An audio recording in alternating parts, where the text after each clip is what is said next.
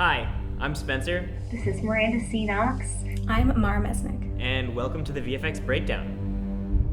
Even from the very beginning, in pre-production, it got complicated. We knew we wanted it to be dark. We knew we wanted to have particles and smoke, but we also knew we needed like a giant green screen, which of course is going to bounce a lot of light, and that makes it not dark.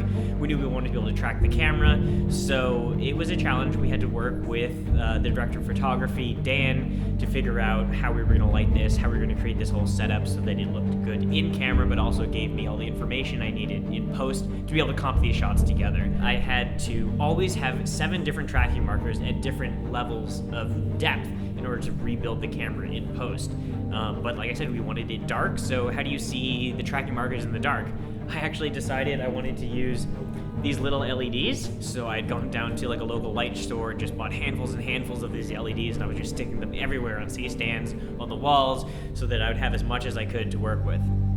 So then we actually got into the post-production of the Prism scene.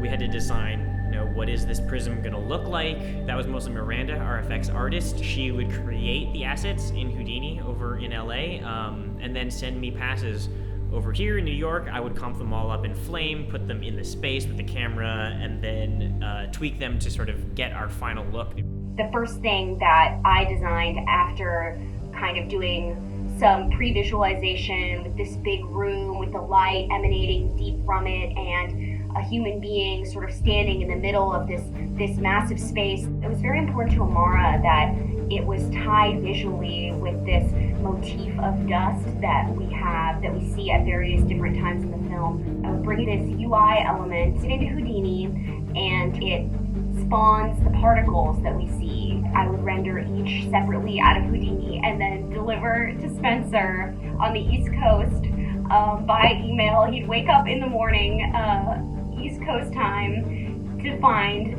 hundreds of gigabytes worth of stuff that I had sent him from renders the night before, and he had to kind of parse all of that information in order to put it together. I don't think that we could have had any idea when we were first discussing what this was going to look like, just what kind of an insane undertaking this would be for a visual effects team of 2 people working bi-coastal to create this fully 3D environment on green screen. It was an amazing team to work with and an amazing process to learn really what it takes to build narrative-driven visual effects for a very visually effects-heavy film, for a 20-minute film. I mean, I think we have 2 or 3 full minutes of fully CG environment. It was really a labor of love. So overall, In Suspension was a really great project. It was a lot of fun. It was a lot of work. We all learned a lot.